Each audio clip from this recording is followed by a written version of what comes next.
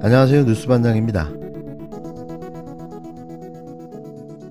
미 핵 협의그룹 가동과 전략 핵 잠수함 상시 전개 등을 골자로 하는 이른바 워싱턴 선언.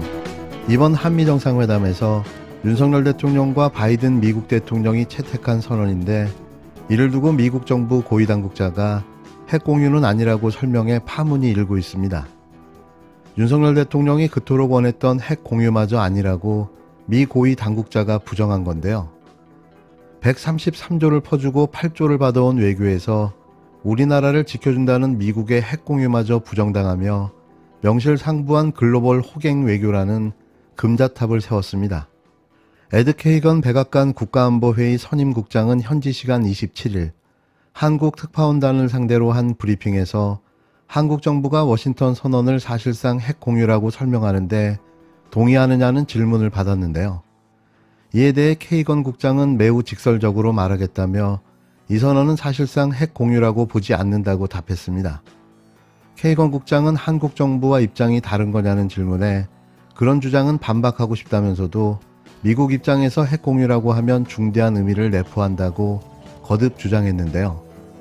미국 입장에서 핵 공유에 대한 정의는 핵무기 통제와 관련되어 있는데 워싱턴 선언에서 그런 게 되어 있지 않다는 점을 매우 분명히 하고 싶다고 강조한 겁니다. 케이건 국장은 그러면서 자신이 한국 정부의 핵공유 정의에는 관여할 수 없지만 미국 정부의 정의로는 핵공유가 아니라고 분명하게 선을 그었는데요.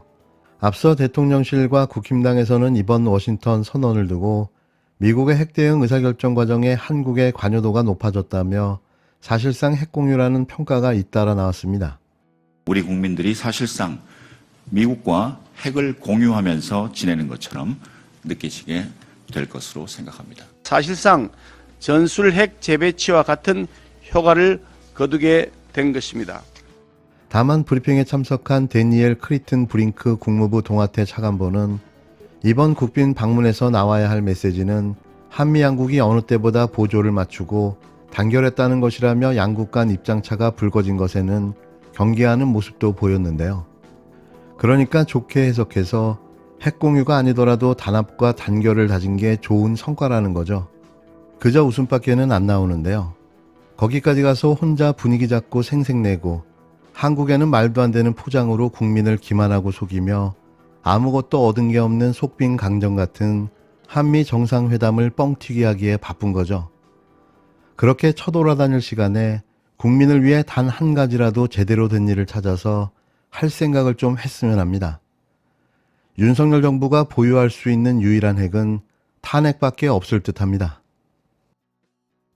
28일 새롭게 선출된 박강원 더불어민주당 신임 원내대표의 첫 일성은 진심으로 잘하겠다였습니다. 저도 진심으로 정말 잘했으면 좋겠는데요. 진심으로, 정말 말이죠. 걱정했던 일이 현실이 되어버렸습니다. 친이낙연계 박광원 의원이 신임 당대표에 선출됐는데요. 그간에 보여준 반이재명계 행보를 봐서는 우려가 큽니다. 제발 이재명 흔들기만은 안 해줬으면 합니다. 본인 말대로 정말 잘해줬으면 하는데요. 당대표식이나 돼서 그럴 일이 없겠다고 믿어보겠지만 그래도 못 믿어 한마디만 하겠습니다. 박신임 대표는 더 이상 수박짓을 하지 말고 이재명 대표와 함께 진짜 승리하는 민주당을 만들어주시기 바랍니다.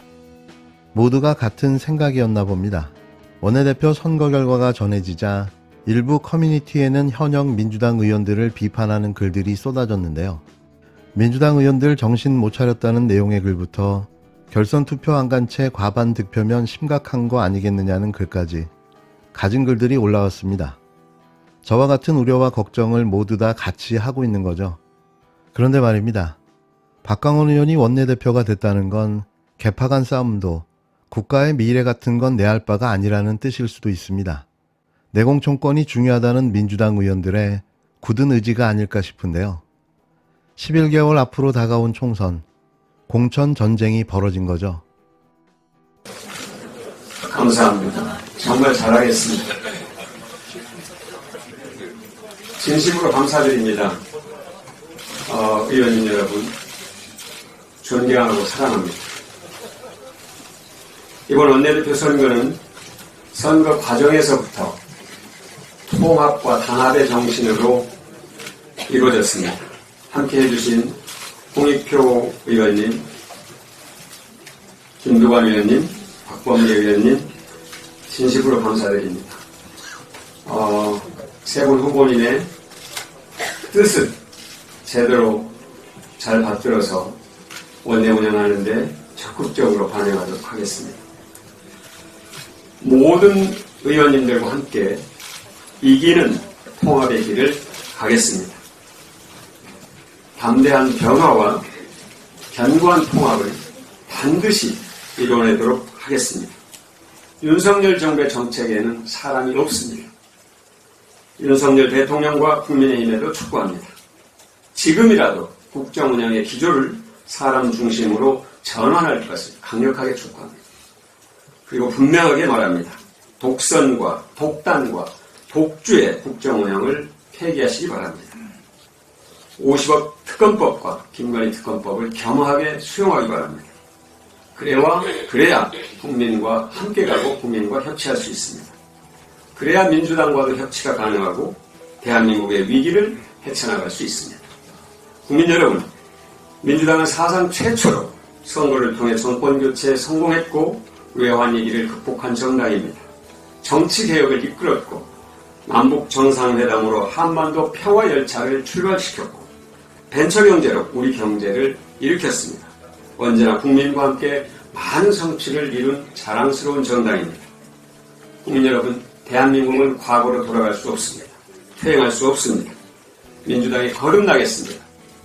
국민이 원하는 방향으로 쇄신하고 국민 여러분과 함께 가겠습니다. 국민이 원하는 길을 우리 모든 민주당 의원님들과 우리 당의 당원들과 지지자들과 함께 가겠습니다. 지켜봐 주시고 꼭 함께 해주시길 바랍니다. 정말 잘하겠습니다. 더불어민주당은 28일 신임 원내대표의 박광원 의원을 선출했습니다. 박신임 원내대표는 이날 서울 여의도 국회에서 열린 의원총회 원내대표 경선에서 재선 의원 169명 중 과반으로 득표했는데요. 친이낙연계인 박 원내대표와 경쟁하던 친이재명계, 홍익표, 김두관, 박범계 의원의 표가 분산될 것으로 예상되며 결선 투표 가능성도 거론됐던 상황이었습니다. 그러나 박 원내대표가 결선 투표 없이 당선을 확정지은 거죠. 박 원내대표는 당선 인사에서 모든 의원들과 함께 이기는 통합의 길을 가겠다며 담대한 변화와 견고한 통합을 반드시 이뤄내도록 하겠다.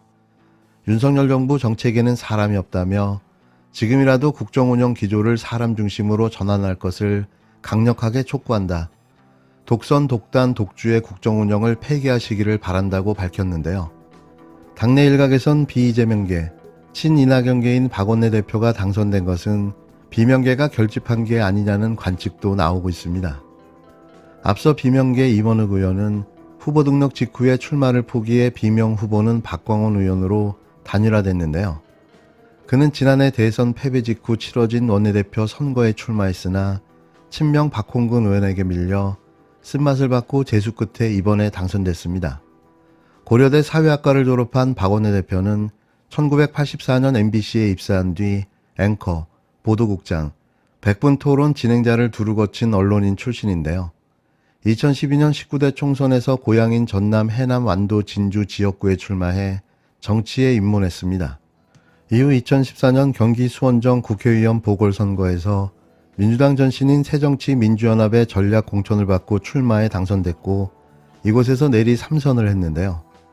2015년 문재인 당시 새정치민주연합 대표의 비서실장을 지냈고 2017년 문재인 대선 캠프에서는 공보단 공동단장으로 활약했습니다. 여당 시절에도 박 원내대표는 당내 요직을 두루 거쳤는데요. 이낙연 대표 시절에는 사무총장을 했고 20대 대선 후보 선출을 위한 민주당 경선에서 역시 이 전 대표를 도왔습니다. 이러다 보니 당연히 친이낙연계로 분류될 수밖에는 없는데요. 대선 기간 중에는 이재명 후보의 대선 운동에 아무런 일도 하지 않았다는 비판을 받은 바 있습니다. 그 후 지속해 이재명 대표를 비판해온 일명 수박파들의 일원인 거죠. 과연 그가 어떤 행보를 보여줄지 지속해서 감시해야 할 텐데요. 이상한 짓을 시작하는 순간이 아마도 이낙연 전 대표의 귀한 시점이 아닐까 예상해 봅니다.